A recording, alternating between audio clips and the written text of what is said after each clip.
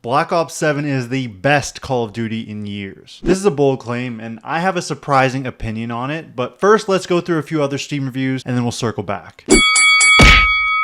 They finally fixed the skill-based matchmaking and brought back persistent lobbies. Multiplayer might actually be worth playing now. So the first question, did they actually fix skill-based matchmaking? I'm not so sure. I think Jev is actually right here. If you've watched any of Jev's Black Ops 7 videos, you know he's been a bit skeptical about this. And after playing it for a couple days, I'm with him. I don't think that it's been fully dialed back up, but it's definitely not the same as it was in the beta. First of all, I've been put into lobbies with the same guys multiple times. One thing that Jev mentioned during the Black Ops 7 beta is that it was really nice that he could leave a lobby and then when he rejoined, it wouldn't be the same lobby. But that's already happening to me. Every time I back out of a game because it's too frustrating or it's not the map I wanted to play, it puts me right back into it, which is concerning because it's a good indicator that skill-based matchmaking is working its magic. And another indicator is that it's taking a lot longer to get into games than it was during the beta. So honestly, the state of skill-based matchmaking is very unclear, but something definitely feels fishy. Let me know, what do you think about this? Is it a lot better than Black Ops 6? Is it the same as the beta?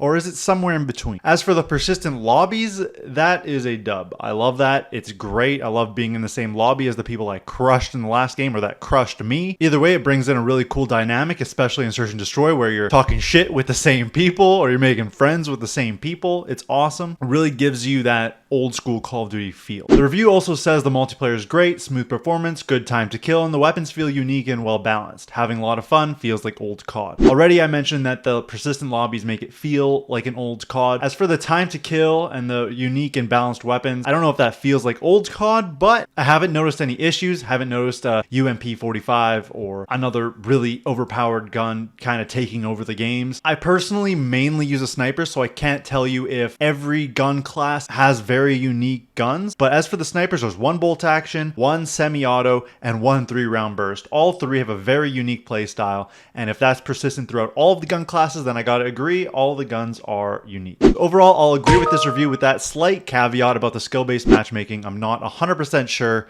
that it's actually been toned down as much as they led us to believe. This next review says, this game is so bad, LMFAO. First Call of Duty game that I will refund. Campaign is a joke. You have over 2 decades of material to follow, yet you dish out a Warzone type of campaign. It's honestly shocking how bad it is. Multiplayer is the exact same, just different looks on the gun. They put lightweight at level 46. Why are we releasing a game with 3 total pistols, no crossbow, no ballistic knives, no riot shields, no weapons to make the game fun instead of a go sweat fest? It's a sad franchise. So for most of this review, I really don't care. The campaign itself has been widely criticized as one of the worst Call of Duty campaigns in history, if not the worst. And I don't really want to touch it with a 10-foot pole. I'm just going to agree with that point. The campaign is a joke. As far as I can see, the consensus is there. I don't think I've seen a single opinion that says that they enjoy the campaign. Lightweight being at level 46, I do not care either. It is what it is. The part that I really care about is the no crossbows, no ballistic knives, and no riot shields. To me, this completely gouges out all of the fun weapons that have character out of the game. It made it into this very dry arcade shooter with no real options to play differently than anyone else. That is, I think, the biggest crime of this game. It does play really well for the most part, but the fact that you can't go and use a weapon that most people aren't using and adapt a unique play style is kind of ridiculous and kind of sucks the character right out of COD. Am I a fan of playing against riot shields? No. But should that option exist for people that want to play riot shields? Absolutely. I think they need to bring these weapons back as soon as possible so that this game has the same kind of character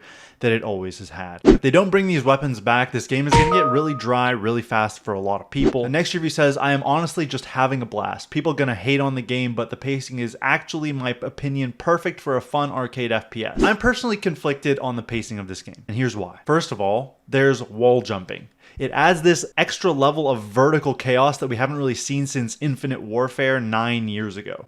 But they've also removed tactical sprinting unless you have the perk, which has slowed the game down completely overall. And on top of that, there's these automatic opening and closing doors that kind of section off the maps in a way that slows it down a little bit. So overall, I think the game actually flows quite well. So is Black Ops 7 the best Call of Duty in years? Given that I would say it's better than Black Ops 6, yeah. Sure, it's the best Call of Duty in 2 years. Congratulations, great job. Is it worth the price? No, I got it on PC Game Pass and I'm gonna cancel my subscription next week. Am I gonna make another video on this game? Probably not. Am I gonna continue making testing Steam review videos on other games every week? Absolutely. You should subscribe, like the video if you enjoyed. Let me know what your thoughts are in the comments below. This has been Sule. We'll talk to you next time. Take care, everybody.